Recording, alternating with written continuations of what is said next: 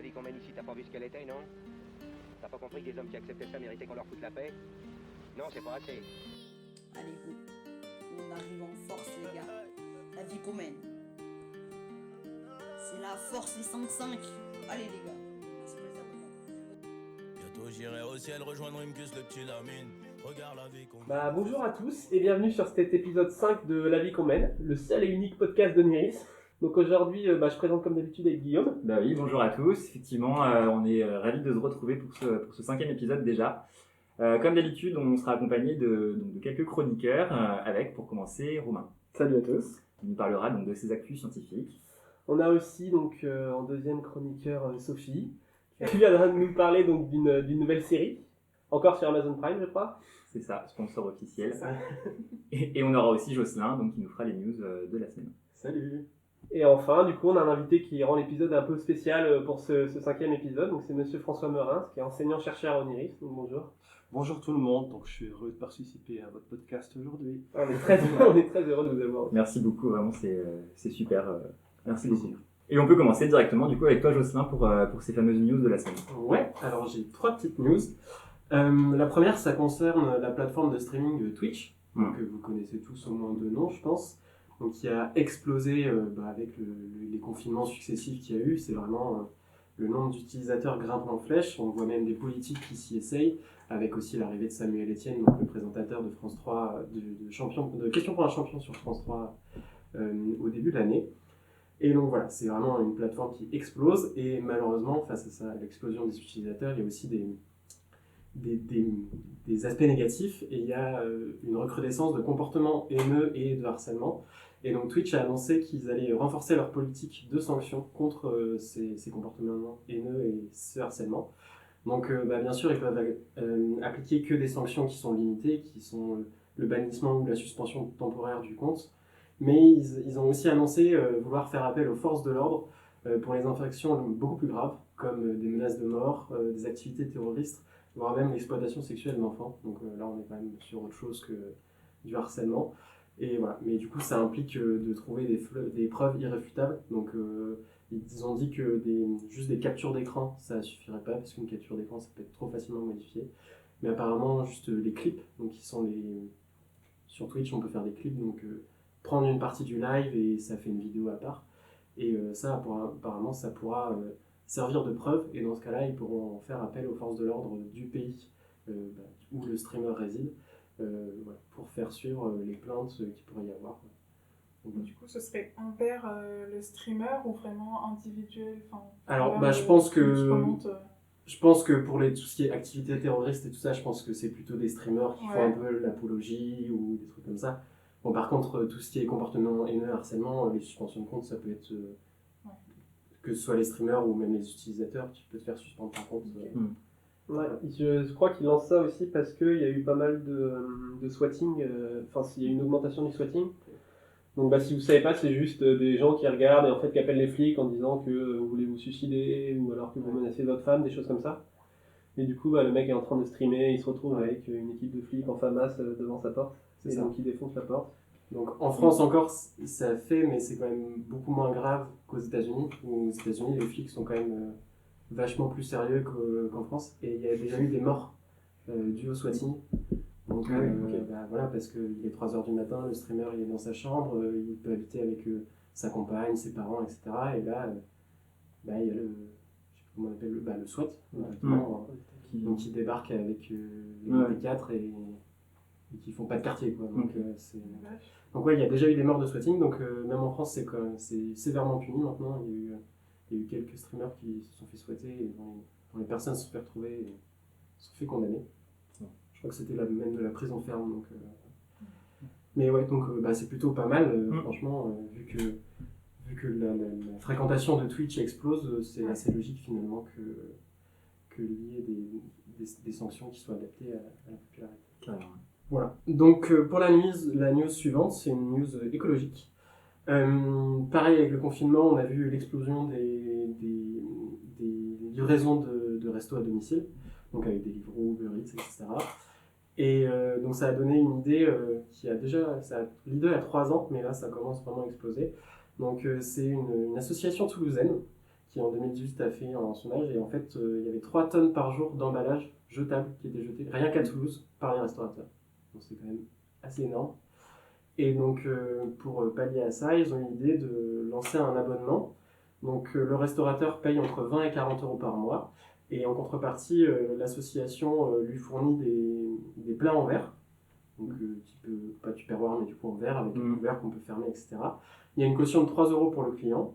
Et donc, le client peut choisir de soit rapporter son plat en verre au resto pour sa prochaine commande, soit il peut aussi le déposer dans des points de collecte qui sont répartis un peu partout à Toulouse. Donc, et le resto est réapprovisionné en vélo cargo si jamais il arrive à court de plats en verre. Et voilà, ensuite du coup les plats sont lavés et redistribués. Et donc pour l'instant il y a 60 commerces partenaires, ce qui est 3 fois plus qu'au début d'année 2020. Et les restaurateurs ont fait le calcul, en fait ils sont gagnants aussi. Acheter des barquettes en plastique ou en carton, ça leur coûte plus cher que les 20 ou 40 euros d'abonnement par mois. Et donc ils sont plutôt contents aussi. Et du coup l'association vise jusqu'à 300 restaurants d'ici la fin de l'année, enfin d'ici le début de l'année prochaine, pardon, à Toulouse. Donc on verra si justement cette initiative peut donner des idées dans les autres villes, parce que pour l'instant c'est qu'à Toulouse, mais bon, a priori il n'y a pas de raison que ça se développe dans les autres villes. Justement, il y a un restaurateur gastronomique qui est dans le guide Michelin, pas loin d'ici, qui a une formule comme ça avec des petits plats en verre.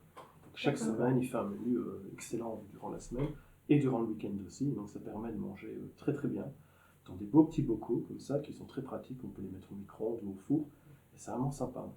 Si vous avez l'occasion, si vous voulez manger gastronomique un de ces jours, à Haute-Goulaine. Non, mais du coup, j'avais demandé si c'était pas celui à côté de Oniris, mais... Non. Ah non, c'est celui de Haute-Goulaine. Celui à côté d'Oniris fait aussi des formules à emporter, mais c'est plus dans des petits récipients en carton. Ouais. Et ensuite, dernière news, on va parler des batteries, donc, qui sont toujours plus présentes dans nos téléphones, nos ordinateurs, nos tablettes, nos montres connectées, etc., qui sont vraiment partout aujourd'hui, et aussi de plus en plus dans les voitures. On développe l'hybridation et l'électrification des voitures, donc il y a un besoin croissant en batterie. Et comme vous savez, ces batteries pour être construites ont un réel besoin en matériaux rares, donc comme le lithium, le cobalt ou le nickel, dont l'extraction est très polluante et des fois réalisée dans des conditions pas top, donc avec souvent l'exploitation des enfants en Afrique, etc. Et notamment le cobalt et le nickel qui sont vraiment très très polluants. Et il y a des chercheurs de l'université de Hong Kong qui ont développé une nouvelle cathode de batterie qui remplace le cobalt et le nickel par du manganèse. Alors du coup l'extraction du manganèse serait moins polluante et surtout moins chère parce qu'il est présent en beaucoup plus grande quantité dans la Terre. Et il permettrait aussi d'allonger la durée de vie des batteries. Donc c'est vraiment juste la partie... il n'y a plus de cobalt et du nickel, il y a du manganèse. Et en fait, le cycle, il pourrait faire plus de cycles charge-recharge, parce qu'en fait c'est ça qui détermine la durée de vie des batteries, c'est un nombre de cycles, voilà. Et il y aurait aussi une capacité plus élevée que la batterie lithium-cobalt-nickel classique, qui est là à une capacité de 165 mAh par gramme, et celle lithium-manganèse aurait 250 mAh par gramme. Donc, ce qui pourrait aussi augmenter l'autonomie des voitures électriques, qui, on sait, sont limitées par rapport aux voitures thermiques, même si ça tend à se réduire, et l'autonomie de nos smartphones, de nos ordi, ce qui n'est pas plus mal, parce que bon, un iPhone rechargé tous les jours, c'est quand même pas très pratique. Mais voilà. Et donc en fait, c'est une piste qui avait déjà été étudiée auparavant, mais le manganèse n'était pas assez stable lors du cycle de recharge. Et ces chercheurs ont trouvé une solution pour stabiliser l'élément manganèse pendant la recharge. Donc bien sûr, ils ne disent pas comment ils ont fait pour l'instant. Mais voilà. Donc on peut espérer une progression encore sur les batteries dans le futur. Apple, si vous entendez. Super. Et là, du coup, on peut rester dans des actus, mais est-ce que c'est les actus scientifiques, donc par Romain? Ça marche. Donc aujourd'hui, je vais traiter que 2 sujets, parce qu'on va laisser beaucoup plus de place en interview. Donc aujourd'hui, je vais parler du nanopapier. Donc c'est une invention très innovante qui vient de voir le jour. Donc c'est un papier rigide et robuste qui a la propriété de s'assouplir quand on lui administre un courant électrique. Donc, et son degré d'assouplissement, il va être proportionnel à l'intensité du courant électrique. Donc comment ça fonctionne? Donc c'est des chercheurs allemands qui ont créé ce matériau qui est composé de nanofibres de cellulose, donc directement extraites des arbres. Et lorsqu'on administre un courant électrique, Et ce courant passe dans les matériaux et va donc casser les nœuds de réticulation de ces nanofibres. Et ça va rendre le matériau beaucoup plus malléable, beaucoup plus mou. Et donc plus l'intensité du courant est fort, plus le nombre de nœuds va être cassés va être nombreux, et donc plus le matériau va être mou. Et la particularité de ce matériau aussi, c'est que cette propriété est totalement réversible. Donc on a juste à couper le courant électrique pour que le matériau redevienne totalement solide. Donc les chercheurs se sont inspirés du concombre de mer pour construire ce matériau, puisqu'il a la capacité, lorsqu'il est attaqué, de durcir extrêmement rapidement son enveloppe externe. Donc voilà, ils se sont intéressés de ça, ils ont pris le problème à l'envers. Eux, ils ont voulu créer un matériau qui peut être rendu malléable. Donc vous pouvez vous demander à quoi va servir ce matériau, du coup. Donc il possède des propriétés très similaires aux alliages composés d'aluminium. Donc il va pouvoir être utilisé dans des constructions, donc, par exemple des voitures ou alors des immeubles. Et il aurait donc la propriété d'amortir les chocs, les charges. Donc pour l'instant, pour pouvoir avoir ce côté mou et malléable du matériau, il faut donner une source externe d'énergie. Et là, ils sont en train de faire des recherches pour incorporer un stockage interne d'énergie dans le matériau. Comme ça, quand il reçoit une charge forte, il va directement s'assouplir et donc amortir la charge ou la chute de quelque chose. Donc pourquoi pas utiliser ce matériau dans des immeubles qui prennent feu pour si les gens sautent par exemple du premier étage, du deuxième étage pour amortir leur chute. Ouais, moi il y a une utilisation beaucoup moins tournée vers les autres, c'est plutôt genre pour les pare-chocs de voiture, pour éviter quand on se gare des fois on fait pas gaffe. Et du coup le pare-choc on aurait juste à le brancher sur un courant, lui redonner sa forme et débrancher le courant. Et ça pourrait fonctionner aussi. Franchement ça serait pas mal, ça évitait les frais de carrosserie, c'est énorme. Petite question qui peut paraître un peu conne, mais si on fait un bâtiment, genre qu'il y a de l'orage ou un truc comme ça arrive pas, genre il y a un éclair, il y a tout qui fond. Après, il y a des paratonnerres qui captent ces éclairs, mais oui, ça peut être. Faut peut-être faire attention, c'est vrai. Du coup, tu sais si c'est léger comme du papier ou... Alors, c'est léger comme du papier, et même comme les fibres sont des nanofibres, donc beaucoup plus fines que la cellulose du papier normal, c'est totalement transparent. Voilà. Donc c'est transparent, c'est solide, et quand on met du courant électrique, ça devient mou, totalement mou. Voilà. Et donc pour la deuxième news, donc là je vais parler un petit peu, comme j'ai l'habitude de faire, de la vie sexuelle des animaux.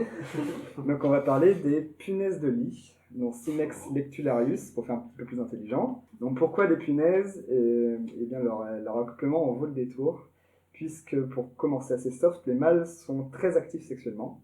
Donc c'est pas très dérangeant, vous allez me dire, d'être atteint de satyriasis, donc c'est le penchant féminin de la nymphomanie, masculin de la nymphomanie. Mais le problème, c'est que le mâle le fait un peu avec n'importe qui. Donc d'après quelques estimations, il y aurait 20% des accouplements qui se font avec d'autres espèces d'insectes, 50% qui seraient homosexuels, donc 30% qui pourraient donc aboutir à une descendance. Et ça, c'est que le début, puisque la punaise de lit possède donc un pénis extrêmement pointu. Donc il transperce la femelle à n'importe quel endroit, que ce soit la tête, le thorax ou l'abdomen. Donc vous allez me dire que ce n'est pas une stratégie efficace et viable pour le maintien de l'espèce. Et bien figurez-vous que la nature est bien faite, puisque la femelle punaise de lit regorge de technologies biologiques pour parer à l'incompétence sexuelle des mâles. Puisque premier fait, donc la femelle a développé une multitude d'appareils génitaux secondaires, qui sont tous reliés à l'appareil génital principal. Donc le mâle peut se débrouiller, même s'il a quelques lacunes en anatomie de la femelle. Et le deuxième fait, c'est que la femelle peut également libérer donc, des œufs fécondés, alors que le mâle a visé à côté, puisque les spermatozoïdes peuvent survivre assez longtemps et rejoindre les ovules en se déplaçant entre les organes. Donc c'est ce qu'on appelle l'insémination traumatique. Donc il va éjaculer dans le corps de la femelle et les spermatozoïdes vont se débrouiller pour aller féconder les ovules. Donc il faut beaucoup de spermatozoïdes pour réussir à ce phénomène et effectivement le mâle il n'est pas très doux avec la femelle, il a également une éjaculation proportionnellement assez énorme, puisque si on compare à l'espèce humaine, ce serait une éjaculation de 30 litres pour un homme. Donc après, donc c'est pas tout, hein, puisque je vous ai dit aussi que 50% des relations sexuelles sont homosexuelles chez les punaises de lit, et la nature, elle va pas laisser ça comme ça, elle va en profiter, puisque si le mâle transperce un autre mâle, les spermatozoïdes vont pouvoir se mélanger aux spermatozoïdes donc, de l'autre mâle, Et si ce dernier va féconder une femelle, donc il aura 50% de chance. En tout cas, il pourra revendiquer que la moitié des œufs, puisqu'il aura fécondé avec des spermatozoïdes qui ne sont pas les siens. Et en parlant de ça, ça me rappelle aussi quelques anecdotes, puisque C'est des rap. scientifique et pas personnel, puisque une femme, il y a eu quelques cas où une femme qui accouchait d'un enfant ne pouvait ne pas être la mère de l'enfant génétiquement parlant, mais sans ayant eu recours à une GPA ou une PMA. Donc pour en discuter plus tard si vous voulez. Je vous laisse ça comme ça. Et Lors de après, la prochaine émission. on en parlera Je fais plus du tard. teasing. Et alors, vous pensez qu'on a terminé avec les punaises, et pas encore, puisque certaines espèces donc, de punaises vivant dans les tropiques ont trouvé que cet accouplement était un peu trop épuisant sous la chaleur.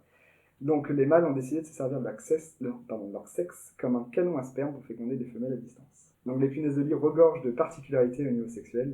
Les vidéos que j'ai regardées hier soir étaient plutôt passionnantes.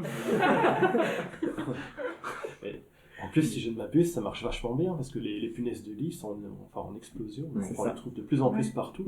Et puis j'ai entendu dire que c'était pareil chez les puces. Peut-être, j'ai pas vu de... Dénocephalidation. C'est possible. Et en plus, oui, au niveau des œufs, elles peuvent pondre 15 à 30 œufs par jour. Ouais. Et plusieurs fois par jour. Tous les 3 jours, je crois, en plus, quand elles le font. Ah, c'est vrai que si elles font des réserves de l'équivalent de 30 litres de sperme, Ouais, c'est ça. elles peuvent en faire des œufs, quoi. Donc voilà, donc c'est tout pour moi. Bah merci Romain. Et puis on mettra les vidéos donc que tu as trouvées passionnantes évidemment en description du podcast. Merci à tous les deux. Et puis du coup on peut passer donc effectivement à l'interview de François Meurins. Donc interview aujourd'hui qui est un peu particulière puisqu'elle va se passer en 2 parties entre guillemets. Une interview qu'on a préparée nous l'équipe et puis on a aussi laissé donc le choix aux étudiants qui souhaitaient de vous poser des questions sur nos réseaux. D'ailleurs, j'en profite, n'hésitez pas à vous abonner à nos réseaux sur Instagram et sur Facebook pour suivre le podcast. Donc, Yann, je te laisse commencer. Bah ouais. Donc je vais commencer par donc ce qu'on avait préparé un peu comme question avec toute l'équipe. Donc pour mettre un peu dans l'ambiance, on va commencer par une petite anecdote. Si vous avez donc une anecdote sur votre que vous aviez donc à l'école ou de l'intégration, un truc un peu marrant. Et en fait, ce qui m'avait le plus perturbé, voire même un petit peu choqué à l'époque, c'est quand j'étais en fin d'études, donc l'équivalent de la thèse veto. Donc en fait, en Belgique, vous savez, il y a des carnavals bien développés, un petit peu comme celui de Marseille, entre guillemets. Enfin, il y a des carnavals qui sont vraiment importants au mois de février. Et dans le village où j'étais, pas loin de l'école veto de Liège, il y avait ce carnaval-là qui se déroulait au mois de février-mars. Donc moi j'étais en thèse veto, je devais faire pas mal de manips dans le labo, des cultures cellulaires, des cultures de virus. Mais en fait, bon, j'avais prévu de faire une grosse manip le lendemain, mais je m'étais dit, bon, c'est le carnaval, on va faire un petit tour. Et donc j'étais allé avec les amis de la coloc, parce qu'on était dans une grosse coloc pas loin de la fac, qui était un vieux château, qui avait appartenu un peu auparavant à une secte, puis après, qui avait été récupéré par un avocat quelque peu spécial. Et donc, on était une quinzaine dans ce château, et donc on était allé fêter le carnaval dans le petit village de Tilf. Donc c'était très sympa, ils lançaient des espèces de poireaux du sommet d'une église, il fallait les attraper et tout ça, donc c'était sympa. Et puis après, il était arrivé ce qui devait arriver, dans le feu de l'action, on a pris quelques bières, etc. Et puis après, on s'est retrouvé un petit peu moins lucide, va-t-on dire. Et là, je me suis retrouvé finalement en fin de soirée, je ne sais plus très bien comment ça s'était passé, à faire une ronde sur la place principale du village avec un policier. Il y a un lapin, il y a un gars déguisé en lapin. Il y avait un lapin barbu et un policier, je faisais la ronde avec eux.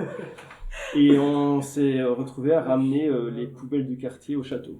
Donc c'était très intelligent. Bon, en tout cas, le pire, c'était le lendemain, quand j'ai dû aller retourner au laboratoire pour faire une expérience. Donc j'y suis allé vaille que vaille jusqu'à la fac. Et en fait, je me souviens, c'était mon superviseur à l'époque qui m'a dit « Ouh là là, il ferait peut-être mieux que tu rentres à la maison, tu n'as pas l'air en grande forme. » Je dis « Non, il y a une grosse expérience, non, tu vas rentrer à la maison. » Et j'ai obtempéré, je suis rentré à la maison. Enfin, mais avant de rentrer, j'ai quand même un petit peu lutté. Et je lui disais « Écoute, excuse-moi, je suis au carnaval, j'ai mangé une mauvaise frite. » Et puis il m'a dit « Non, ça m'étonnerait fort que ce soit une mauvaise frite. Tu vas rentrer. » Et donc je suis rentré à la maison et donc, j'ai dû retourner plus tard, le soir, pour essayer de faire cette manip. Ça démystifie un peu. Et alors, du coup, c'était un vrai policier ou c'est un policier Ah, du c'était un vrai carnaval? policier, Ouais. c'est le plus inquiétant. Est-ce qu'il était aussi peu lucide que vous, le policier, du coup Il avait pas l'air beaucoup plus lucide que moi. Ah oui, d'accord. Il a bien profité du carnaval aussi. C'est clair. Bah, on pouvait pas mieux commencer du coup. Du coup, ensuite, on avait une question donc, qui avait été posée par Juliette, qui reste donc encore un peu, pour l'instant, on n'est pas trop dans votre parcours, etc. Qui est sur vos hobbies. Est-ce que vous avez des hobbies en dehors de nous donner des cours? Oui, j'en ai plusieurs. J'aime bien forcément la lecture, la rando. Je m'intéresse à pas mal de choses, la musique aussi, assez éclectique, hein, que ce soit du rock, du classique, hein, c'est assez large. Et puis, je regarde des séries aussi de temps en temps, toujours sympathique. Mais je dirais essentiellement la lecture, l'histoire. Et puis, j'adore voyager, randonner. Bon, maintenant, c'est un peu plus compliqué avec le corona. C'est essentiellement ça. Et puis manger aussi. La gastronomie. Les restaurants gastro. Ouais. Ouais. Et donc, toujours posée par Juliette, cette question, elle se demandait le meilleur souvenir que vous avez pu avoir d'école. Le souvenir qui vous reste comme moi, vraiment. Le meilleur souvenir d'école. Ouais, c'est un peu compliqué parce qu'il y en a plusieurs. Bon, en tout cas, j'avais vraiment bien aimé le contact avec les Erasmus aussi. Donc, j'ai eu pas mal de très très bonnes soirées avec des gens qui venaient d'un peu partout pendant les études. Donc ça, c'est vraiment quelque chose. Et puis, la vie en coloc, le fameux château. Donc, vous étiez 15 donc, dans la coloc, c'est ça? En fait, on était 8 dans la coloc au sens restreint, c'est-à-dire partager la même cuisine, etc. Puis il y avait des appartements en plus. Donc on était une quinzaine. Donc c'est vrai, là, qu'on s'est très très bien amusé. Ouais, ça fait un peu fraternité, je trouve, tous regroupés dans une très grande maison, voire château. Ouais, alors on était sur différentes années. Et vous savez que Liège, c'est un peu une école française, hein, il y a pas mal de gens. C'est la 5e école française. Voilà, et donc en fait, on était de partout, quoi. Il y avait des Marseillais, il y avait des gens du Nord, il y avait des Belges forcément. Et donc, on faisait une bonne bande. Trop bien. Pas trop compliqué pour se concentrer et pour travailler quand on est 15 comme ça?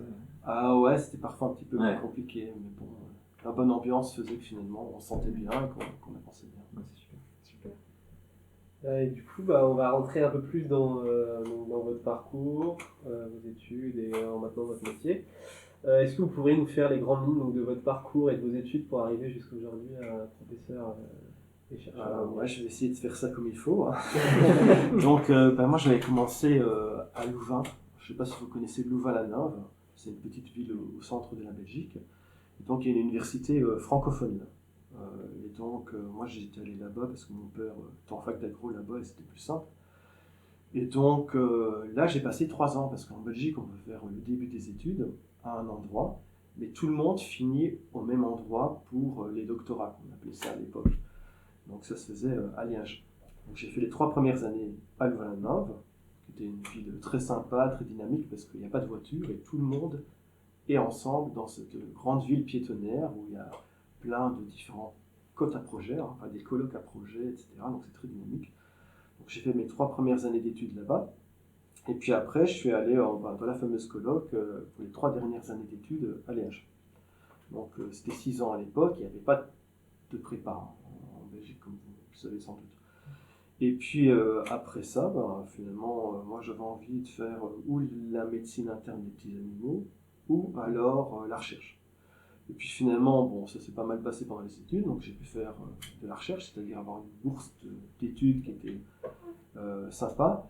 Alors je suis allé voir des services de génétique, viro et tout, puis j'étais intéressé par les maladies émergentes, des trucs un petit peu croustillants, on va dire, type Corona, etc. Donc finalement je suis allé voir le prof de viro, et puis il avait un projet, ça s'est bien mis. Alors j'ai commencé l'équivalent du master, le DEA, et la thèse à Liège. Et c'était vraiment sympa, quoi. Donc là, vraiment bien amusé. On avait une super ambiance en plus au labo, parce qu'on était 7 thésards en même temps. Donc vraiment, on sortait pas mal ensemble, c'était vraiment bien. Et puis après, j'en avais marre de Liège, quand même, j'ai envie de voir autre chose.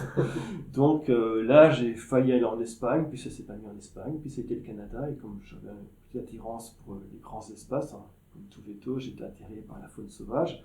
Et là, c'était l'occasion d'aller se balader dans un coin isolé, puis découvrir le froid, parce qu'il fait froid en Belgique, il fait moche souvent, et un peu comme ici, hein, il peut faire nuageux.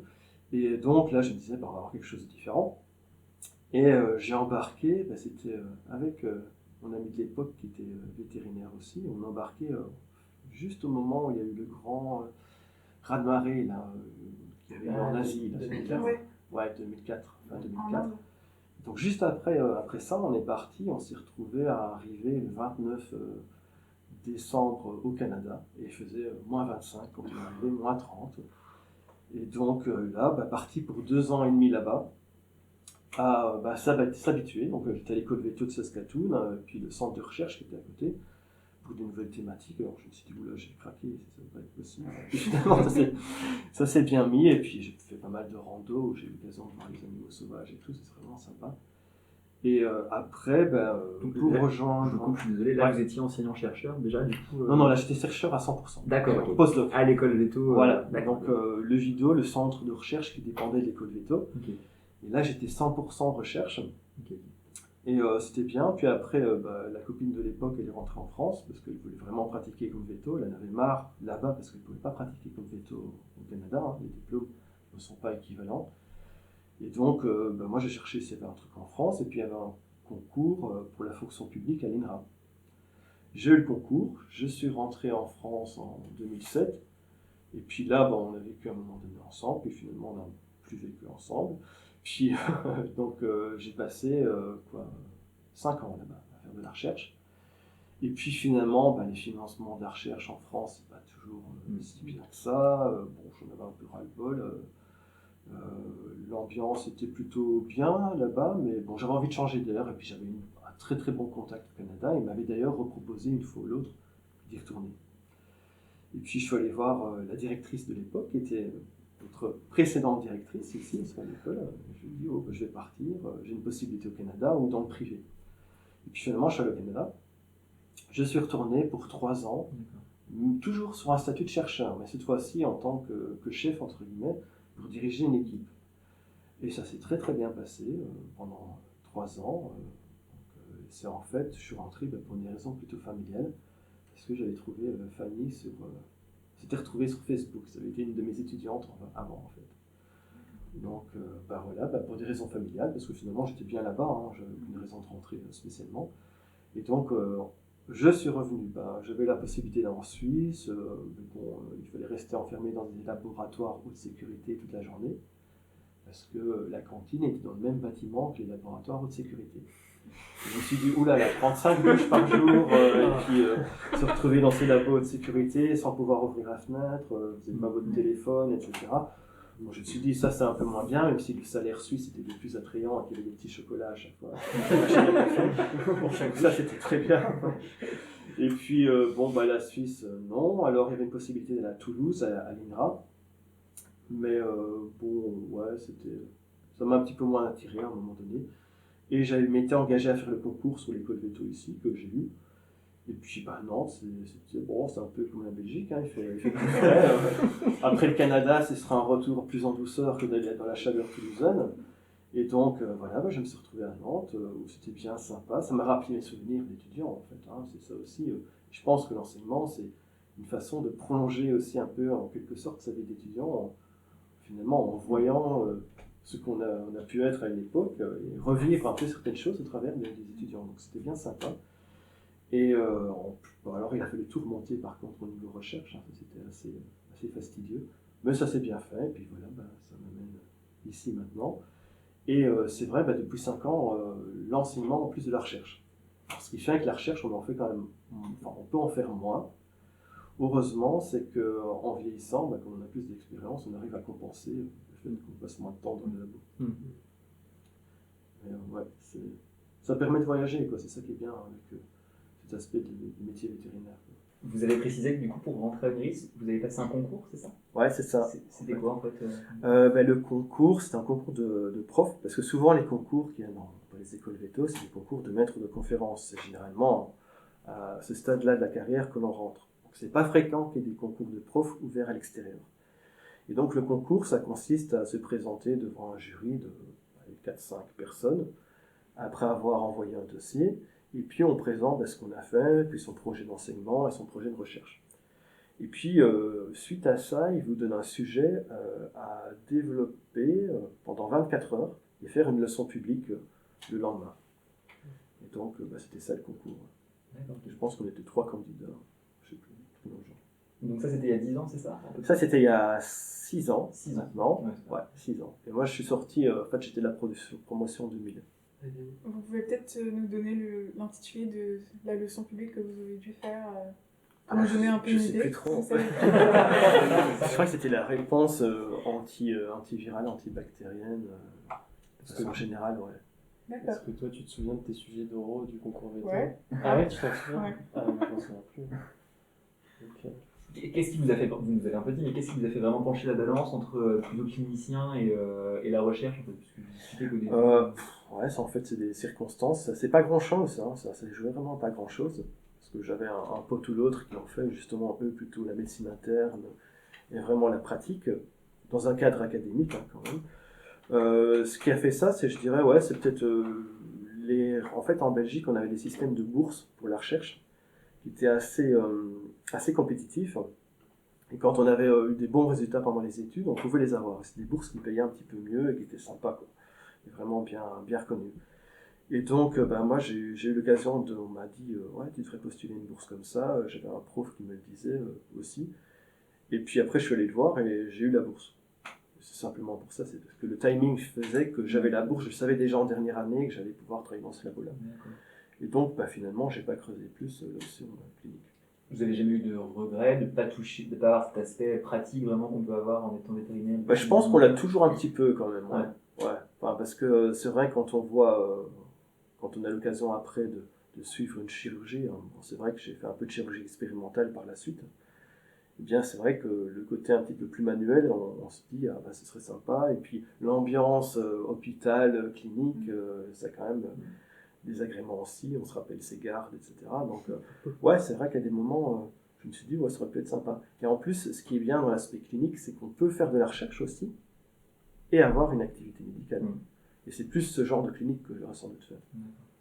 Et aujourd'hui, je ne sais pas du tout, c'est possible, par exemple, si vous décidez de reprendre une activité clinique, vous pourriez, si vous en aviez envie, non?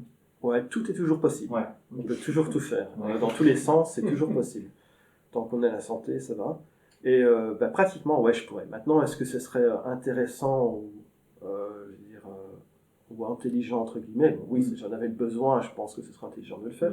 Maintenant, disons que si j'ai envie de faire un petit peu de pratique ou donner cours dans une formation de chirurgie expérimentale ou d'aller avec des amis un peu plus mettre les mains dans le cambouis, je peux. Donc ce sera plutôt ça que je ferai s'il y a un réel besoin. Maintenant, aller arrêter tout ce que je fais pour aller faire une activité pratique, ce serait peut-être... Il faudrait vraiment que j'en ai assez de ce que je fais pour le moment. Je ne suis pas à ce stade-là. Espérons. Et au niveau donc, des études, donc, du coup, vous avez compris que vous l'aviez fait en 2 parties, donc dans un petit village puis ensuite à Liège. Et comment vous l'avez vécu? Est-ce que c'était difficile? Est-ce que vous aviez genre un bon niveau, etc. ou... Ouais. Alors donc là, juste pour le petit village, j'ai commencé dans les écoles primaires, quoi. Enfin, les CM1, CM2, oui, dans un petit village. Après, c'était l'université de Louvain. Donc, il y a une université qui est sympa en Belgique, mais c'était une petite ville. Et quand je dis petite ville, c'est 30 000 étudiants quand même. Ah oui, d'accord. C'est pas une ville, c'est pas Liège ou Bruxelles, quoi. Bon, je m'excuse pour cette ville, du coup. Pas de soucis. C'est les gens de Louvain qui nous écoutent. Voilà. Et puis après, Liège, c'était le passage obligatoire pour faire les doctorats.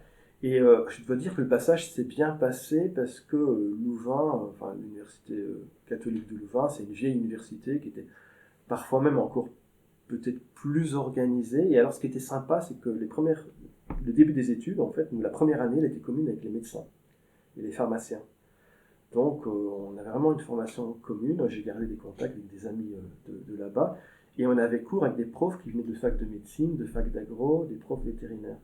Et je pense qu'on avait une formation qui était déjà un peu avant l'heure, une formation One Health. Donc, finalement, quand je suis arrivé à Liège, on n'avait pas de soucis, quoi, parce qu'on était peut-être plus pris en charge. On était des petits groupes, on était 30 étudiants parfois en 2e et 3e année. Ce qui fait que la formation, quand on est moins nombreux, elle est souvent assez efficace. C'est une question de Morgane qui nous a été posée aussi. Donc vous aviez un bon niveau relativement déjà à l'école, quoi. Surtout si vous avez réussi à avoir une bourse, etc. Ouais, sauf quand j'étais peut-être vraiment au tout début des études. Allez, quand j'avais 14 ans, je me souviens que j'avais tapé 0 sur 40. Un concours, un examen d'anglais, ça m'avait bien perturbé. Mais ça ne m'a pas empêché d'aller faire le postdoc dans un pays anglophone. C'est pour ça que c'est resté marqué. Bah, un 0, ça te marque. Hein. Ah ouais, quand même, ouais. Et du coup, ça nous permet aussi de poser la question. Donc, vous avez vécu l'enseignement donc, en Belgique sous forme donc en étant élève. Et ici, en tant qu'enseignant, qu'est-ce que vous pensez des différences d'enseignement entre les deux pays et si vous en préfériez une à l'heure actuelle?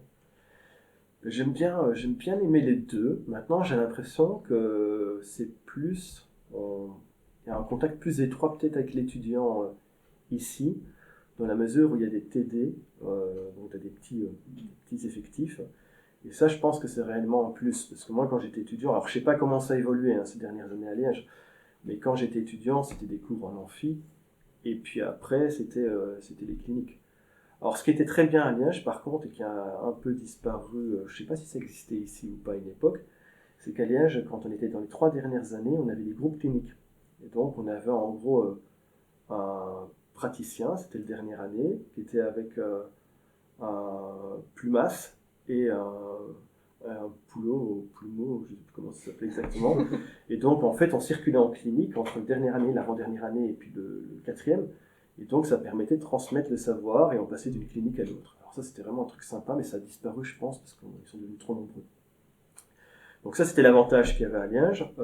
Ici, c'est vraiment être plus des petits effectifs, je dirais. Et puis après, ce qui est bien ici, c'est le cadre aussi, je trouve qu'il est très joli. Et puis, je trouve que la formation, elle est quand même pas mal du tout ici, globalement. Le fait de devoir passer par une prépa et un concours enfin une prépa ou autre, mais passer ce concours, quoi, vous en pensez quoi par rapport au fait qu'à Liège, donc, tout le monde puisse rentrer, et puis après c'est plus un entonnoir, finalement, c'est ça, Ouais. tous les ans on peut participer. Voilà, ouais, c'est ça. En me fait, trompe pas. dans le système belge, c'est une sélection chaque année. Voilà, c'est ça. Donc, nous, il arrivait des gens en 4e ou 5e année, ou même en 6e, qui recommençaient leur année. Donc ça, c'est un peu dur. Mais ça met une certaine pression, et c'est vrai que c'est assez engageant, quoi, quelque part. Maintenant, je trouve que la prépa, ouais, c'est bien pour la méritocratie, etc. Je veux dire, sélectionner, ouais, pourquoi pas. Le seul bémol que j'ai par rapport au prépa, moi je dirais, c'est que si on n'est pas totalement mature, à 17-18 ans, on peut se faire piéger et à la limite ne jamais pouvoir réaliser son rêve.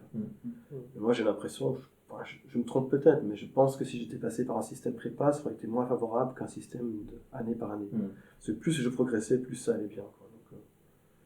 Donc je dirais que ouais, le système prépa est peut-être dur si on n'est pas directement sûr de ce que l'on veut faire. Et du coup, vous êtes plutôt favorable à la nouvelle prépa intégrée qui arrive à la rentrée prochaine, le nouveau système? Moi, je pense que si ça peut apporter un peu plus de diversité, que ça permet d'avoir des profils un petit peu différents qui seront tout à fait valables s'ils sont bien préparés, je pense que ça peut être intéressant. Maintenant, on verra l'usage. Est-ce que vous pensez vraiment que ça peut résoudre un des problèmes avancés qui est la désertification du milieu rural? Ça, je suis pas sûr. Ouais. Ça, je suis pas sûr du tout parce que je pense que le problème de la désertification rurale, c'est quand même lié beaucoup à la situation de l'agriculture. Ouais. Et là, la situation de l'agriculture, c'est pas sur les études vétérinaires que va changer la donne.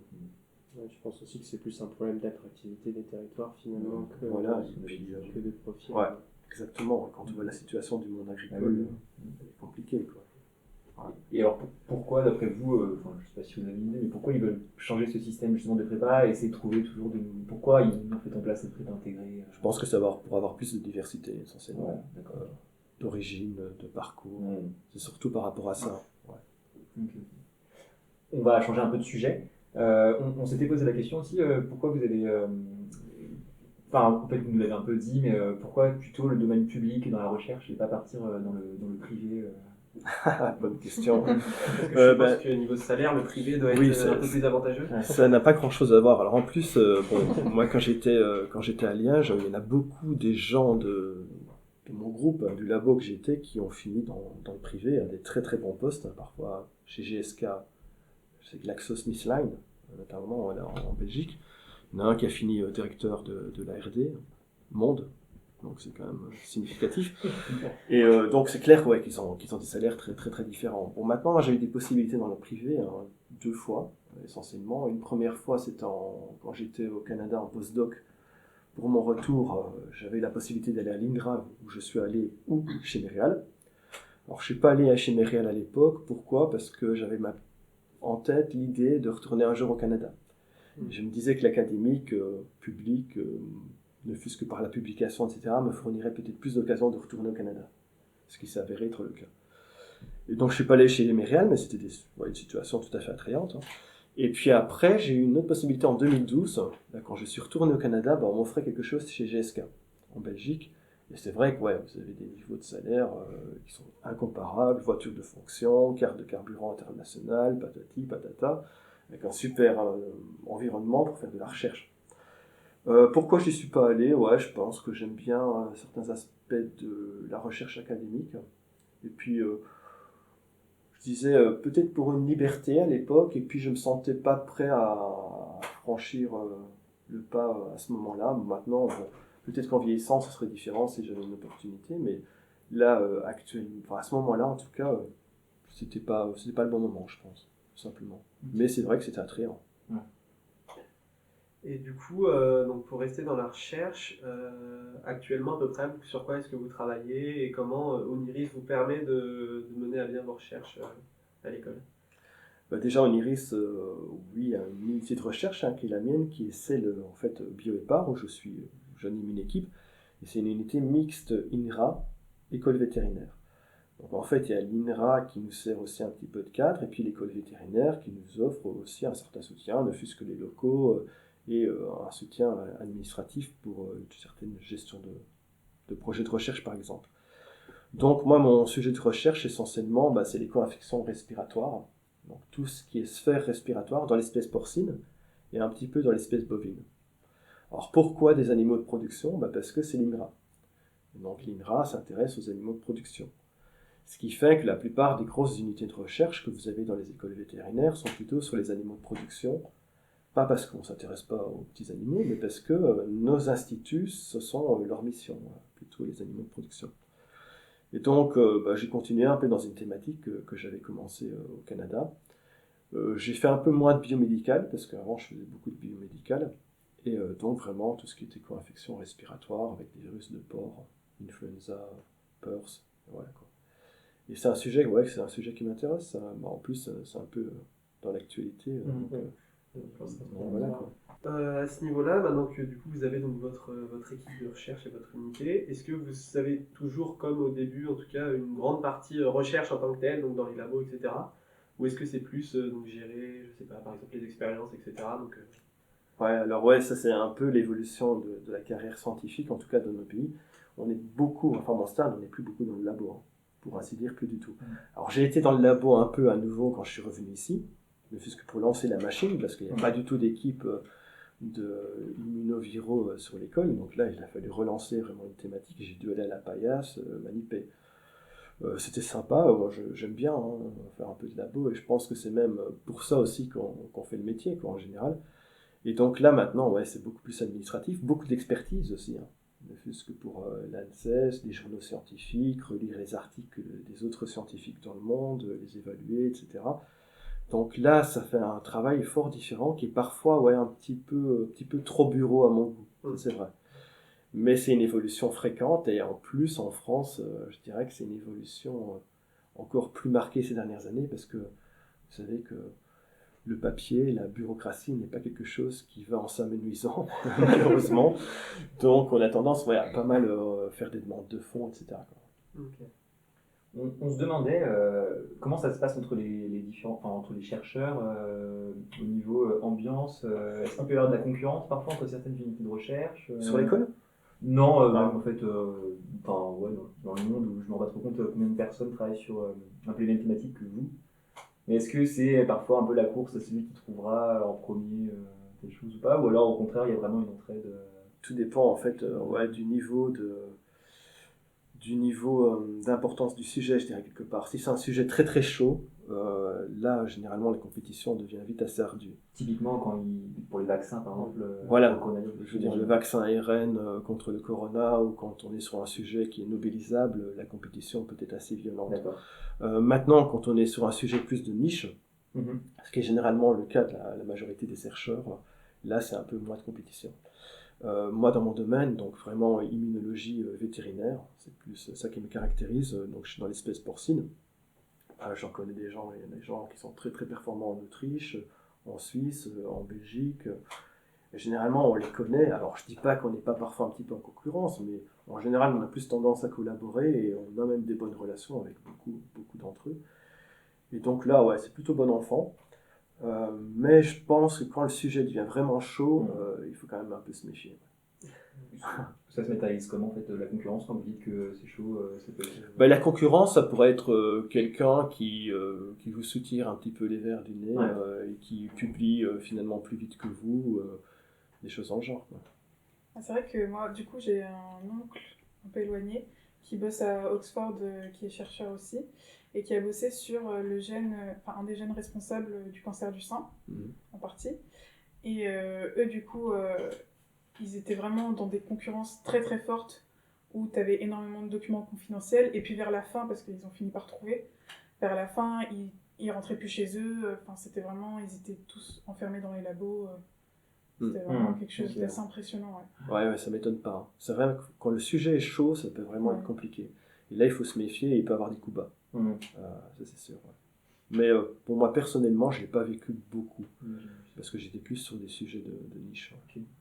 Et donc du coup, on va changer un peu de sujet. Ça va être, on est plus sur de l'actualité, donc avec le coronavirus, etc., comme vous pouvez vous en douter.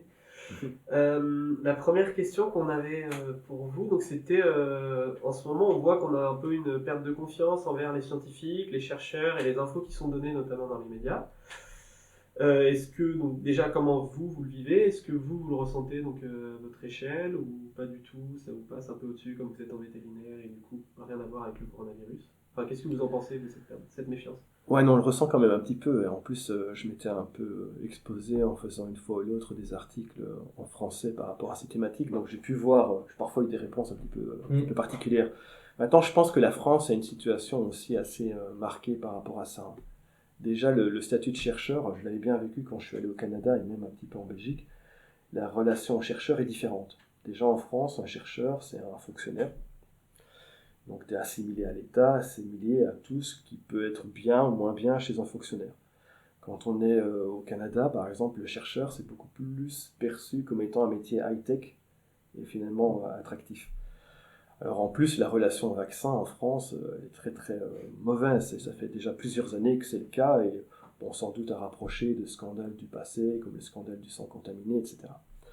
Donc moi, ouais, j'ai vraiment bien perçu ça ces derniers temps, et bon, c'est sûr que certains égos de chercheurs qui ont voulu se faire mousser sur des plateaux télévisés, ça n'a pas arrangé les choses, hein, ça on est d'accord. Et les chercheurs sont des humains, donc on trouve les qualités et les défauts des humains chez les chercheurs aussi, ça c'est clair. Alors ce qu'il y a eu, c'est que aussi il y a eu parfois des éléments comme les éléments, enfin vous avez entendu parler de l'affaire du Lancet, la publication qui avait été rétractée assez rapidement. Maintenant, bon, c'est vrai que ça fait perdre un petit peu de confiance dans le monde scientifique, mais d'un autre côté, c'est rassurant aussi quand on voit qu'un journal scientifique, en quelques jours, pouvait retirer sa publication. On voit beaucoup de politiciens qui viennent, quelques jours après s'être trompés, dire « Excusez-moi, je me suis trompé ». Donc là, je pense que c'était plutôt en faveur du monde scientifique. Alors après, je pense qu'il y a vraiment un effort de vulgarisation. Les scientifiques ne doivent pas hésiter à communiquer plus. Et puis, il y a peut-être une culture scientifique à reconstruire un petit peu plus dans notre pays, parce que ne fût-ce que certains politiciens, parfois on voit que leur culture scientifique n'est pas très très bonne. Donc il y a ça, il faut travailler sur l'éducation des enfants, des plus jeunes âges, la culture scientifique un peu à retravailler. Et puis après, expliquer un peu ce monde, parce que ce monde il est un petit peu obscur, le monde de la publication et tout, expliquer parfois un petit peu aux gens comment ça fonctionne. Puis pour nous, ça paraît un peu obscur, alors qu'on est quand même un peu dans le milieu. Ouais, c'est sûr que... Ouais, je pense que même avec vous, avec les étudiants, il faudrait qu'on explique un petit peu plus comment ça fonctionne, parce que c'est vraiment quelque chose, un microcosme, un peu un monde à part. D'ailleurs, c'est aussi pour ça que c'est gentil à vous d'être venu aujourd'hui. Avec les sens qu'on peut plus comprendre. Même, je trouve, au niveau de la confiance qu'on a, et en rapport avec le fait de connaître un peu les méthodes scientifiques, etc. Moi, j'ai vu qu'il y avait beaucoup de gens qui n'avaient pas confiance, justement à cause du fait que les chercheurs se rétractent, disent oui, mais en fait non, et changent d'avis en fait. Et en fait, ils ont l'impression que c'est du coup que les gens sont pas sûrs, alors qu'en fait, c'est le propre de la méthode scientifique de reconnaître ses erreurs, de revenir en arrière, et etc. Et je trouve que ça, enfin, le fait que les gens soient pas bien au courant de comment ça marche les sciences, etc., et vraiment la méthode scientifique, ça, du coup, ça entraîne cette perte de confiance. Voilà, ouais. Bon, c'est vrai que la méthode scientifique devrait être mieux expliquée et dire aussi que la science, ça n'apporte pas d'office une vérité, mais c'est une méthodologie pour s'approcher justement de la connaissance des choses, quoi. Et c'est cette méthodologie qu'on devrait mieux expliquer. Vous parliez tout à l'heure des scientifiques qui ont pu se faire un peu mousser, etc. Il me semble, si je ne me trompe pas, qu'au tout début de la pandémie, vous aviez un peu relayé sur Zimbra des informations du professeur Raoult à l'origine. Et comment vous avez... ce que j'ai compris, c'est qu'en fait vous le connaissiez de base avant ça, quoi. Oui et non. Disons que je le connaissais parce que tout le monde connaît, ne fût-ce que son nom dans les publications, c'est un publiant très important, hein. Il a fait des découvertes assez intéressantes. Donc je le connaissais comme ça, mais personnellement, je ne le connais pas. C'était plutôt des relations à moi qui le connaissaient un petit peu plus personnellement. Donc il a fait des choses très bien et il a fait des choses moins bien. Donc comme tout scientifique, il a sa part de lumière et sa part d'ombre.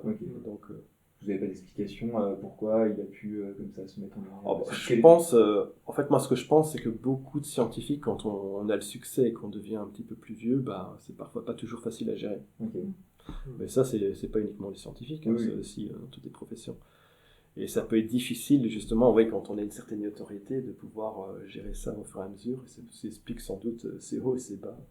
Mais c'est vrai que c'est étonnant pour les gens, parce que dans la tête des gens, et je m'inclus dedans, c'est vrai que souvent un chercheur ou un scientifique, c'est quelqu'un de très réfléchi, etc. Et à l'inverse ça peut paraître étonnant que justement il puisse se laisser aller au travers de la médiatisation et au côté un peu négatif que ça peut avoir, quoi. Voilà, je pense que c'est le petit côté gloriole, quoi. Ouais, c'est étonnant. Ouais. Et du coup, le dernier petit point, donc avant la FAQ avec les questions qu'on nous a envoyées via les réseaux sociaux, c'est donc toujours autour des fake news qu'on a eu autour du corona. Toujours encore, comment est-ce que vous le vivez? Est-ce que vous le sentez par exemple dans vos proches, etc. Est-ce que ça vous arrive de devoir expliquer à chaque fois ce qui est vrai, ce qui est faux? Ou c'est un phénomène que vous trouvez important ou pas du tout? Ouais, les fake news, c'est vrai que c'est quelque chose qui est assez inquiétant, hein, parfois, hein, quand on voit les proportions que ça peut prendre. Maintenant, moi, directement dans mon entourage familial, je peux être très, très exposé à ça. D'autant plus que, et vivant assez loin de toute la famille, on les a pas vus beaucoup ces derniers temps. Donc, je sais pas quand on les verra. Donc, ça m'a pas perturbé plus que ça. Maintenant... oui, ça m'est arrivé une fois ou l'autre de discuter d'un point un peu plus particulier par rapport, par exemple, aux origines du virus ou des choses dans le genre.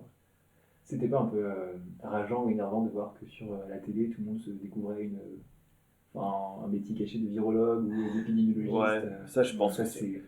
Oui, c'est rageant, et je pense que c'est rageant pour la plupart des métiers, parce que, en fait...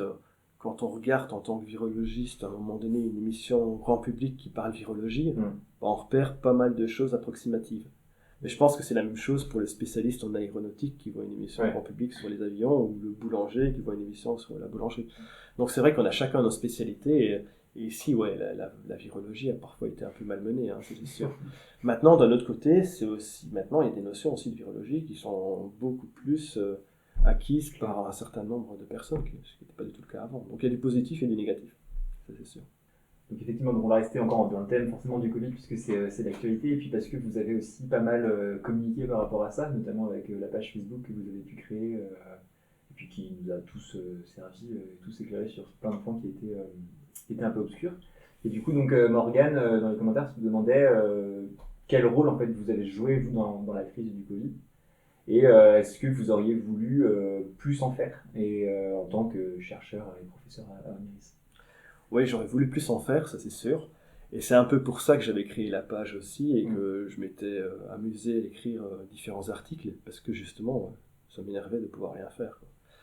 Et je m'étais inscrit aussi à la réserve sanitaire. Maintenant, bon, j'ai jamais été contacté. C'est sans doute le cas de plusieurs personnes. Maintenant, peut-être que ça va changer un petit peu, peut-être avec la possibilité de vacciner, parce que vous savez on peut éventuellement vacciner nous aussi. Donc on va voir.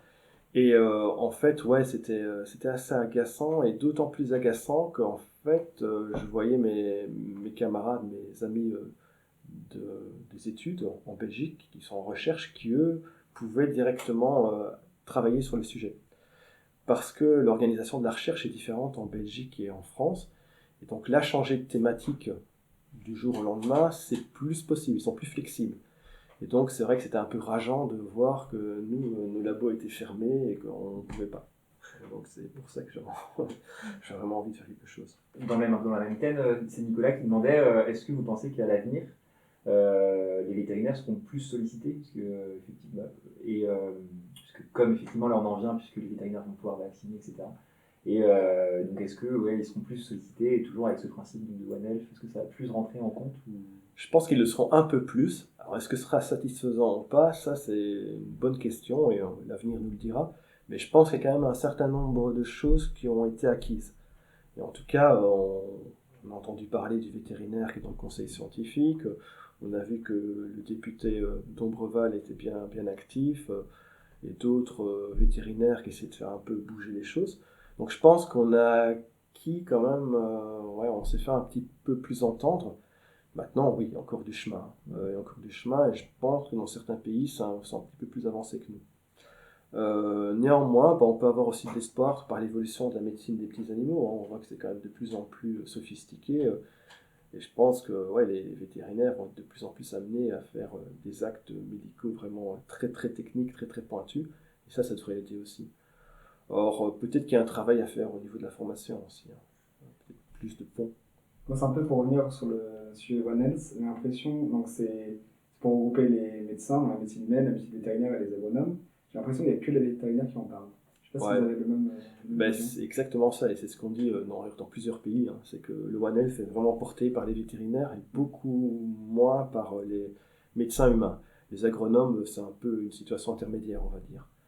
Donc c'est vrai qu'il y a un travail à faire par rapport à ça, mais là, je pense que c'est à nous, justement, dans des crises comme celle-ci, à essayer de pousser un peu nos pions, d'avancer, et essayer de changer un peu les mentalités, quoi. Pourquoi? Vous avez des éléments de réponse à ça, au fait que les médecins ne soient pas intéressés par ça, et par ce regroupement des professions Ouais, je pense qu'il y a des éléments historiques, il y a des éléments aussi, la position de l'animal dans nos sociétés. Donc on était vraiment, l'animal, on le mettait clairement comme un inférieur. Même le statut juridique, vous savez, de l'animal, il est quand même pas très, très, très enviable, donc un meuble en quelque sorte. Donc je pense qu'il y a le statut de l'animal. Il y a aussi l'évolution de la médecine vétérinaire. C'est quand même une médecine qui était beaucoup plus rurale avant, avec donc le vétérinaire qui était beaucoup plus sous un mode campagnard que maintenant. On voit le vétérinaire en ville qui fait les petits animaux, c'est une médecine de pointe. Donc il y a une évolution de la médecine vétérinaire, que ce soit dans les campagnes ou dans les villes. Et puis après, je pense, le statut du médecin en France aussi, le PUPH. Donc vous savez que dans nos écoles vétérinaires, il n'y a pas de statut type PUPH. On a tous le même statut dans l'école, qu'on soit en recherche ou qu'on soit en clinique. Donc il n'y a pas ce double statut qui est en médecine humaine, qui apporte sans doute aussi un certain prestige et qui est donc reconnu aussi par la société. Je pense que ça ne facilite pas non plus. Le médecin humain est plus valorisé et donc a tendance peut-être parfois à regarder le médecin vétérinaire un peu différemment, quoi. Pour revenir aux questions, donc quelques petites questions par rapport au vaccin du coup. Une première donc de Flo qui se demandait si le vaccin ARN était plus allergique que le vaccin classique, entre guillemets. Et sinon, pourquoi il était contre-indiqué aux personnes qui avaient fait un choc anaphylactique. Je pense pas qu'il soit plus allergisant. Alors il y a eu différentes théories. On parlait notamment du fait que dans la nanoparticule, ça aurait tendance à stimuler peut-être un petit peu plus une réponse TH2 à un moment ou à un autre, mais c'était pas très net. Alors sans doute, ce qui avait été évoqué un peu plus en détail, c'était la présence de polyéthylène glycol, qui est allergisant chez un certain nombre de personnes, mais c'est une allergie très rare.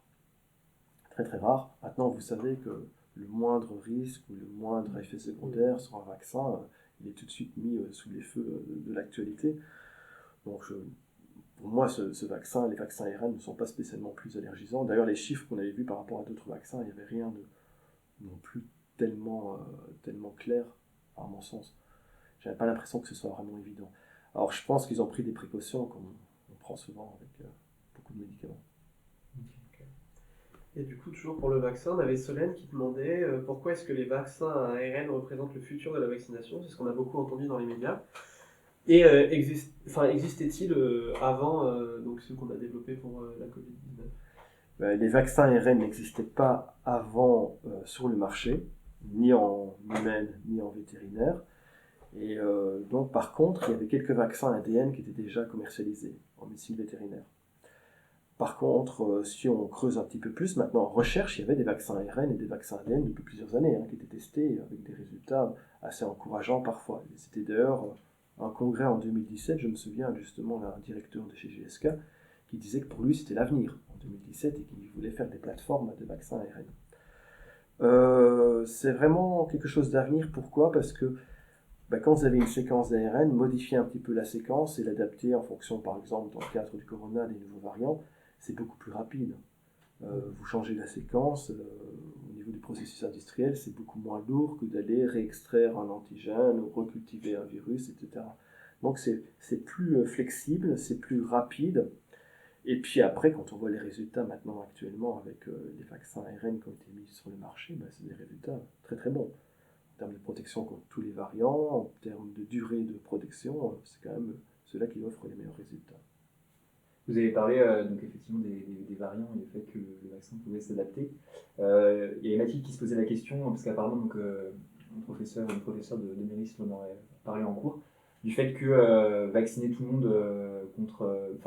monde, c'était pas forcément l'idéal, puisque le coronavirus était amené à évoluer et que ce vaccin serait pas forcément efficace contre les possibles variants. Voilà. Quelle est votre position par rapport à ça, à la vaccination générale de la population ? J'aurais quand même tendance à dire qu'il vaut mieux vacciner plus que vacciner moins. Parce que si on vaccine moins, les variants ils vont quand même arriver. Et il y aura quand même une pression sur les variants pour aller vers des mutations qui favorisent l'évasion au système immunitaire de ces variants. Donc j'aurais tendance à dire qu'on aura quand même tendance plus à casser la circulation du virus avec une vaccination un petit peu plus efficace, un peu plus élevée. D'ailleurs, on le voit pour le moment en Israël, en Angleterre, où ils ont des pourcentages de vaccination plus élevés, ça donne plutôt des bons résultats. Alors qu'au Brésil, où ils ont des taux de vaccination bas, on voit que là, c'est une usine à variants actuellement. 92, 95 variants. L'idée, c'est quoi ? C'est moins de virus, donc moins de probabilité de mutation, c'est ça ? En fait, moins il y a de gens vaccinés, plus le virus se multiplie, et plus il y a de multiplication virale, plus il y a de cellules infectées, plus on a des possibilités de générer des nouveaux variants. En fait, le truc, c'est de casser la circulation du virus et sa multiplication. Du coup, par rapport à tous ces nouveaux variants, etc., est-ce que vous pensez que sur le long terme, on s'engage vers quelque chose où on serait vacciné tous les ans avec un nouveau vaccin, comme par exemple pour la grippe qui s'adapte en fonction des souches, etc. Ça, on ne peut pas encore le dire maintenant, c'est une possibilité. Peut-être qu'il faudra se vacciner régulièrement, ou peut-être pas. Tout va dépendre aussi de la disponibilité de vaccins dans les différents pays et de l'évolution des variants. Maintenant, il y a quand même une différence entre le corona et un orthomyxo comme le virus de la grippe, c'est qu'on n'a pas les aspects de réassortiment entre différents segments. Donc l'évolution d'un corona, c'est quand même pas tout à fait pareil, il n'y a pas de cassure antigénique. Dès lors, je suis pas sûr qu'on aura un aspect annuel comme ça. Et puis même, l'aspect annuel que l'on a avec le virus de la grippe, maintenant les vaccins, justement, des nouvelles générations de vaccins ARN contre la grippe, il est possible que l'on n'ait plus ce souci de se revacciner chaque année aussi, parce que les vaccins de nouvelle génération contre la grippe vont arriver. Donc là, on va le savoir bientôt. Est-ce qu'on aura besoin de refaire un vaccin dans un an et demi, 2 ans, je ne sais pas. Ça dépendra aussi de la durée d'immunité. Alors on sait que ça peut être au moins 1 an, maintenant avec le vaccin Pfizer. Est-ce que ce sera 2, ça on ne sait pas. Est-ce que le Brésil, ou l'Afrique, ou l'Asie, ou l'Europe va nous générer un nouveau variant qui va être capable de surmonter l'immunité vaccinale du vaccin Pfizer, Moderna et autres? Ça, on ne sait pas encore. Mais j'imagine que l'année prochaine, on saura. Après, bon, se faire vacciner une fois tous les ans, c'est quand même un moindre mal par rapport à s'il faut se faire vacciner tous les ans. Ouais. Je préfère me faire vacciner tous les ans et pouvoir vivre entre guillemets comme avant, que Oui, je pense que là, plutôt qu'on reste comme ça jusqu'à la fin de notre vie, quoi. les restrictions de liberté, ça va pour un temps. Ouais. En parlant de ça, quel a été votre ressenti par rapport aux décisions qui ont pu être prises, justement, des confinements, pas confinement, couvre-feu, on fait pas de couvre-feu, etc. Est-ce qu'il y a des choses qui auraient dû être à certains instants plus dures pour casser vraiment justement la circulation Ouais. Ça, je pense que c'est pas facile dans nos pays. En plus, dans Non. nos pays, bon, on est dans des démocraties, on peut pas imposer comme ça. Bon, maintenant, quand on lutte contre un virus, c'est pas facile non plus si on a des demi-mesures. Alors, je pense qu'on a voulu beaucoup, malheureusement, dans nos pays en Europe, ménager la chèvre et le chou. Et au final, ni la chèvre ni le chou ne sont contents. C'est un peu problématique.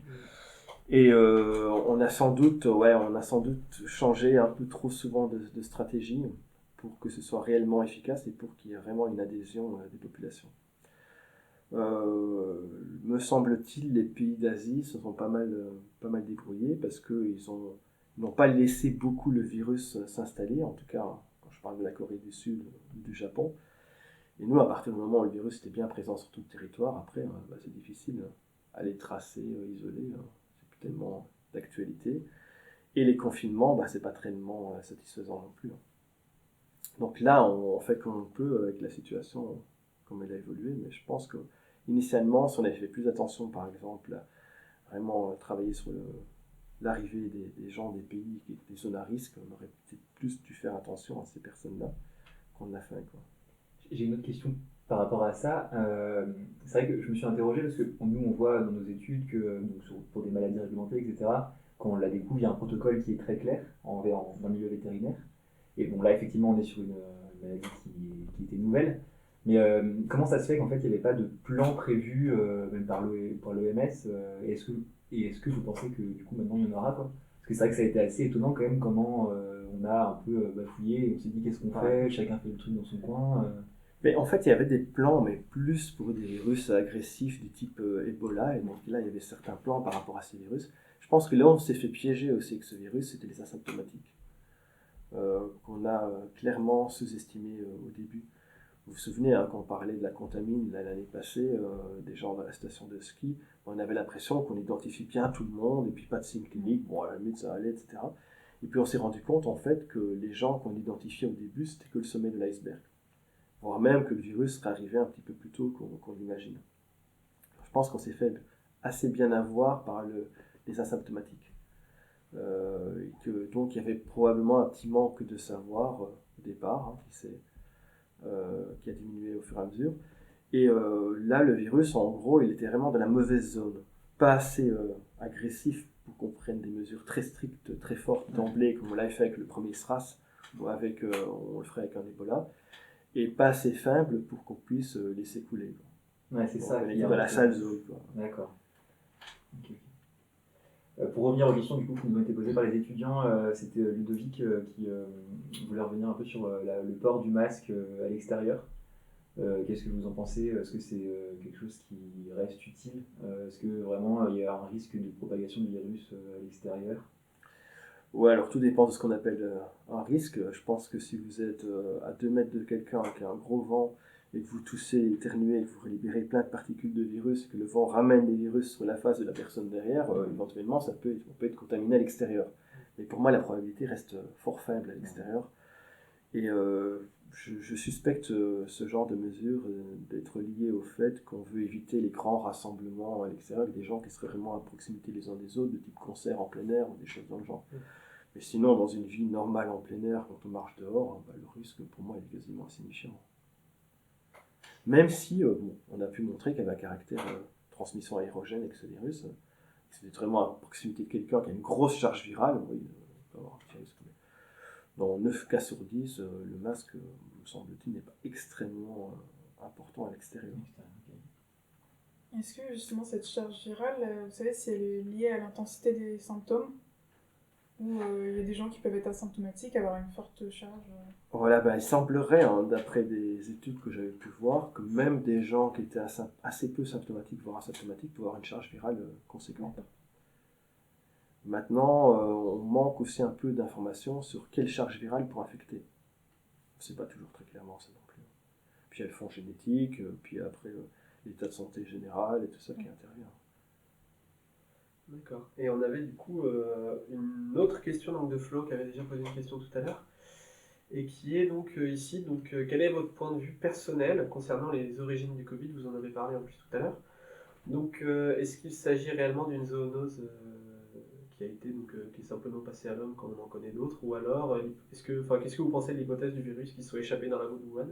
Parce que du coup elle nous dit que il y a de nouveaux éléments qui pourraient laisser penser à ce que ce soit un virus échappé dans la peau. J'en ai pas vu de nouveaux éléments, alors on peut pas dire que c'est impossible, parce que dire impossible en science c'est toujours risqué, sachant qu'en plus il y a déjà eu dans le passé des virus qui sont échappés de labo, la fièvre afteuse, Bright, c'est déjà arrivé dans le passé. Néanmoins ici, pour moi ça me semble peu probable. Pourquoi? Parce qu'on a des virus très semblables qui étaient chez les chauves-souris, qu'il y a quand même des contacts de temps à autre entre même les humains, les chauves-souris, voire par l'intermédiaire d'espèces domestiques ou sauvages. Il y a aussi en Chine un truc qui me semble important, une hypothèse qui a creusé, et d'ailleurs qui est creusée actuellement par certains experts, c'est peut-être aussi des fermes d'animaux sauvages. Et ces fermes d'animaux sauvages qui alimentaient notamment des marchés comme les marchés, les wet markets, là, comme le marché de Wuhan. Donc là, je pense que c'est plus là qu'il faut chercher vraiment les origines du virus. Donc chez la chauve-souris, avec éventuellement cet hôte intermédiaire. Alors on a évoqué à un moment donné le pangolin, mais est-ce que ça pourrait être le chien viverin? Est-ce que ça pourrait être d'autres espèces animales? Pourquoi pas, mais j'ai l'impression qu'on n'a pas besoin du labo en fait. C'est séduisant de dire ok, c'est un labo qui est là derrière, un état, des scientifiques mal intentionnés, mais de par l'histoire naturelle des virus, de par l'histoire en général, on sait qu'il y a plein de fois des virus qui sont venus du monde sauvage. Et pourquoi aller chercher une hypothèse différente ici alors on trouve des virus très semblables chez nos chauves-souris, enfin chez les chauves-souris, les rhinolophes là en Asie. Peut-être juste qu'on a envie de mettre une cause, un nom, ouais, je pense une origine vraiment. Exactement. Je pense que c'est psychologiquement, c'est quand on a l'impression qu'on a une explication comme ça bien nette, qu'on comprend bien, c'est plus rassurant. Et ici, le fait qu'on n'ait pas encore trouvé l'autre intermédiaire, ça laisse la place à des théories farfelues. Ouais, c'est aussi un biais cognitif qui fait que quand on a un événement aussi important, on a du mal à se satisfaire d'une explication un peu nulle, quoi. Enfin, pas intéressante, non mais c'est vrai. On se dit, c'est passé, il n'y avait pas beaucoup de chances que ça arrive, c'est passé de la chauve-souris à l'homme par un autre ou pas. Voilà. Et on est obligé de trouver quelque chose d'aussi impressionnant que l'événement lui-même. On a horreur du hasard. On a horreur du hasard. Et on a besoin d'explications plus simples. Et c'est vrai, c'est vraiment tentant d'aller chercher quelque chose d'autre. Mais je pense qu'il y a aussi un côté où on se dit, si c'est échappé dans un labo, voilà, on va prendre des mesures et ça n'arrivera plus. Tandis que si on se dit que ça vient d'une espèce, ça a pu arriver, je pense que les gens inconsciemment se disent que ça pourra réarriver et on pourrait se retrouver dans 2, 5, 10, 20 ans, on ne sait pas, avec la même situation, avec, ce serait dramatique, mais un virus qui serait encore plus mortel peut-être. Voilà. Et je pense que ça, je pense que les gens sont un peu effrayés aussi par ça, ça rejoint l'idée de la peur que tu disais. Exactement, ouais. C'est pas rassurant maintenant, c'est déjà arrivé dans le passé, avec la variole, la rougeole, tout ça, c'est venu du monde animal. Et en plus, ici, le corona, c'est pas fait en un coup de baguette magique, c'est probablement un processus de 15-20 ans, qui à un moment donné, le virus était suffisamment adapté, et puis il y a eu la chaîne de transmission. En tout cas, on arrive à la fin du coup de toutes ces questions et de toutes les questions qu'on avait à vous poser. Merci, on nous a pris pas mal de temps. Avec une petite dernière donc, de LM qui se demandait si quand on pourra retourner au foyer, est-ce que pour fêter ça, vous pouvez redanser la danse de l'école au foyer? Si apparemment vous avez déjà dansé la danse de l'école. Volontiers. C'est noté, c'est enregistré. On vous attendra alors, fêter cette réouverture. Et juste une petite dernière question, c'est un truc qu'on aimerait bien instaurer donc, pour les futurs podcasts. Est-ce que vous avez une musique, du coup tout à l'heure vous nous avez dit que vous écoutiez pas mal de musique aussi, est-ce que vous avez une musique phare que vous écoutez en ce moment, qui vous tient à cœur? Parce que comme ça on pourra la caler à la fin pour faire la conclusion. Ah ouais, j'écoutais beaucoup ces derniers temps Queen. Allez, Radio Gaga, j'écoutais pas mal ces derniers temps. Super. C'est noté, on ira du coup là-dessus. Et Sophie, je te laisse enchaîner. Ça marche. Alors du coup, changement total d'ambiance. J'espère un peu plus léger que le corona, etc. Aujourd'hui, je vais vous parler de This Is Us. Donc, c'est une série NBC avec 5 saisons au compteur. Pour être honnête, on m'avait conseillé de multiples reprises la série. Mais moi, le synopsis, il m'attirait pas plus que ça. Donc c'est l'histoire d'une famille américaine, les Pearson, et de 4 personnes qui sont nées le même jour. Donc c'est vraiment une série familiale américaine pour le moins banale, au premier abord. Et c'était sans compter la claque émotionnelle qu'on se prend dès le premier épisode. La série est tout simplement juste dans le rire, dans la tristesse, dans la connaissance de soi et des autres. On comprend vraiment très rapidement le succès monumental que ça a eu aux États-Unis. D'ailleurs, je suis étonnée que ça n'ait pas eu ce succès-là en France, parce que c'est vraiment une série très très bonne. Dans le premier épisode, on suit 4 des protagonistes qui fêtent leurs 36 ans le même jour, et qui sont tous à un tournant de leur vie. Donc on a Jack qui s'apprête à accueillir des triplés, Kate qui est atteinte d'obésité morbide et qui fait une rencontre, Kevin, un acteur qui ne se retrouve pas dans ce qu'il fait, et Randall, un homme d'affaires qui cherche à retrouver ses parents biologiques. Les dialogues sont drôles, émouvants, naturels, sans jamais tomber dans le mélodrame. De l'extérieur, la série ne paye pas de mine, mais quand on s'y plonge, on est vite pris dans un tourbillon émotionnel et c'est très difficile de lâcher son écran. La mise en scène est assez sobre, les acteurs ils sont juste géniaux, donc je vous la conseille à 100%. Comme d'hab, sponsor officieux de la vie qu'on mène, vous pouvez la retrouver sur Prime Video. Elle est aussi dispo sur Netflix Canada, pour ceux qui ont un petit VPN sur l'ordinateur. Ça peut être utile. Et il existe même une version française, donc qui est sortie il n'y a pas longtemps, dont je ne garantis pas la qualité, qui est diffusée sur TF1 et dispo sur la plateforme Salto. Donc voilà, n'hésitez pas à aller checker ça, ça vaut vraiment le détour. Bah, super, on ira voir ça. Et d'ailleurs, nous, on a commencé à regarder ici The Boys. On nous a conseillé il y a 2 épisodes maintenant, et c'est vrai que c'est super. Donc, merci pour ces conseils. Je sais pas si vous connaissez la série This Is Us. Non, je connais pas celle-là. Moi, je regarde pour le moment le Designated Survivor. Ah, c'est trop bien ça. Et bah, tu sais de quoi parler là. Allez. Et puis, bah, du coup, on arrive à la fin de cet épisode un peu spécial. Donc, on va encore vous remercier d'être venu déjà un samedi comme ça, après-midi, d'avoir pris du temps pour ce podcast. Surtout que c'était quand même, là, on peut préciser qu'il a été quand même, d'ailleurs il sera sûrement un peu plus long que d'habitude. Ouais, non, c'est... Et du coup c'est vraiment cool, ouais, c'est une très très chouette initiative et je pense qu'on a tous besoin de justement un peu se retrouver comme ça et discuter ensemble, c'est sympa. C'est vrai que vous avez répondu à nos questions sans langue de bois, je trouve que ça permet vraiment de... c'est vraiment gentil, merci beaucoup d'être venu. Avec plaisir. Merci beaucoup. J'ai appris des choses intéressantes. Je saurai quoi regarder après les unités de Survivor. Et puis bah voilà, du coup on arrive sur la fin de cet épisode 5 du podcast. Donc comme on a dit tout à l'heure, n'hésitez pas à aller suivre les réseaux et à laisser un commentaire, notamment si vous avez des questions pour Monsieur Merins, ou l'envoyer directement sur le Facebook d'ailleurs, Immunocare. Ça. Qu'on mettra en description de l'épisode. On met tous les liens aussi de ceux dont on a parlé. Et puis ensuite sur Radio Gaga du coup de Queen. Voilà. Allez, bonne semaine. Au revoir. Salut. Au revoir. Merci.